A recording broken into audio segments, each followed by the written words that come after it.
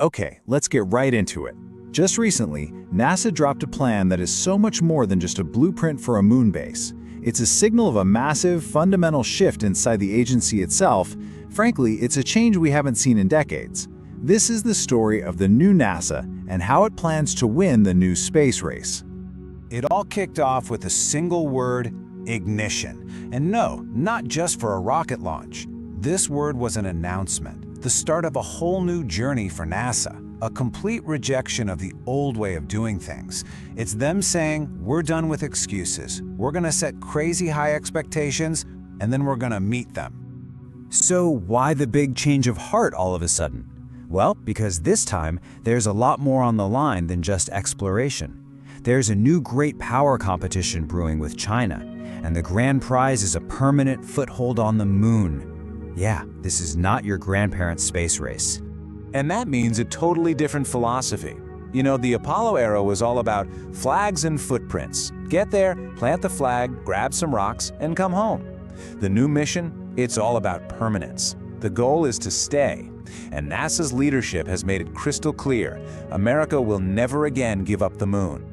Of course, we've heard big, bold talk like this before, right? But words don't mean much without a real plan. And for the first time in a very long time, NASA has one. A detailed and, more importantly, an achievable step-by-step blueprint. And it all kicks off with a complete reset of the Artemis landing schedule.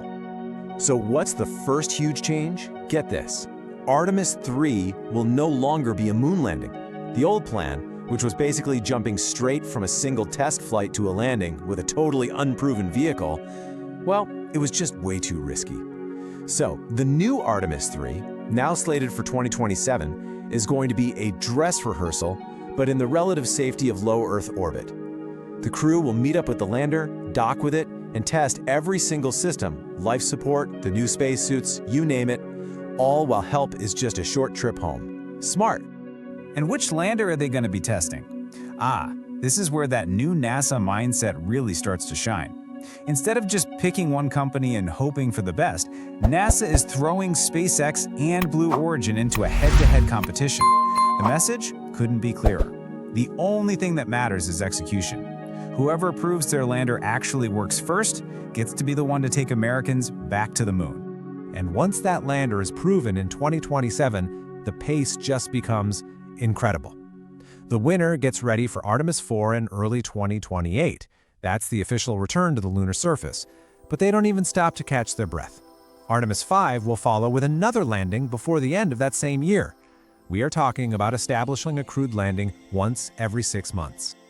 Now, if that sounds a little too ambitious, just remember there's history here.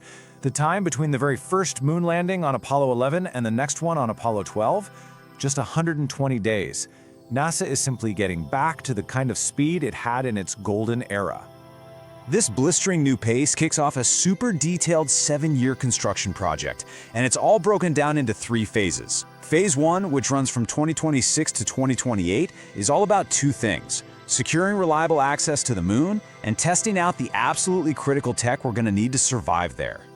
And the scale of this first phase, it's just immense. We're talking 25 missions in just 3 years, and 21 of those are going to be lunar landings. The whole point is to make going to the moon feel routine, not like some once-in-a-generational event. A huge piece of the puzzle is solving what you could call the sunlight problem. See, the moon gets 2 straight weeks of sunlight, but then it's plunged into 2 weeks of darkness, where temperatures drop below minus 200 degrees Celsius. To survive that, you absolutely need nuclear power. These things, RTGs, they use the natural heat from decaying plutonium to basically act like a space heater, keeping all the critical hardware from freezing solid. They are absolutely essential. Phase 1 is also going to unleash a whole new fleet of robotic explorers. We're going to see these awesome moonfall rocket drones literally hopping into dangerous craters. We'll have the Viper rover, which is about the size of a golf cart, sniffing around for water ice, and we'll get 2 lunar terrain vehicles, one for the astronauts to drive and another one that drives itself to start moving gear and prepping the base. And the best part? None of this is happening in secret. NASA has ordered that all these new drones and rovers be packed with high-quality cameras, live streaming their entire missions back to us here on Earth. That means you are going to have a front-row seat to the exploration of another world. How cool is that? All of that groundwork leads directly into phases 2 and 3, and this is where it gets really good. This is where we go from just getting to the moon to actually building a permanent, self-sufficient human home there. So here it is, the full roadmap. You can see how Phase 1 lays that all-important groundwork. Then Phase 2, from 2029 to 2032, is all about building up the heavy infrastructure. And finally, Phase 3, starting in 2033, well, that's when permanent habitation really begins. You can see the evolution here. Phase 2 brings in the heavy machinery, like excavators, and much more powerful energy sources with large-scale nuclear fission reactors. Then Phase 3, that's when we start to truly live off the land, harvesting local resources and even 3D printing buildings. And one of the coolest pieces of gear coming in Phase 2 has to be this pressurized rover. It's a joint project with the Japanese Space Agency and Toyota, and it's basically an apartment on wheels. It will let astronauts go on missions that last for days, just living comfortably in their short sleeves while they explore hundreds of kilometers away from the home base. And this is what it's all building toward. Phase 3, actual life on the moon. We're talking a rotating crew of 4 astronauts, living there for 28 days at a time, inside connected habitat modules. They'll be harvesting water ice to literally make their own breathable air and rocket fuel. And they'll be using lunar dust to 3D print the first permanent buildings. I mean, come on, this is science fiction becoming science fact right before our eyes. Now, I know what you might be thinking. This all sounds nearly impossible. And you know what? You're not wrong. NASA fully admits this is incredibly hard. But that difficulty, that actually gets us to the real reason behind this whole grand plan. It brings to mind one of the most famous lines in the history of space exploration. We're not doing this because it is easy, but because it's hard. That difficulty, that's the whole point.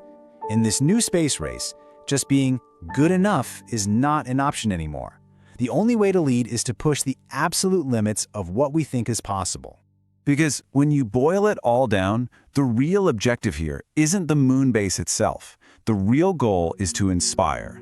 It's to motivate a new generation of young people who will one day do things that we right now believe are completely impossible. It's NASA's job to lead by example. And honestly, for the first time in a long time, it feels like the future is back on track. So, the ultimate takeaway here is this. The Artemis base is not the final destination. It's just the beginning. It is a stepping stone, built for the sole purpose of inspiring the generation that will eventually take humanity to Mars and then out into the stars. The only real question left is, are we ready to watch it all happen?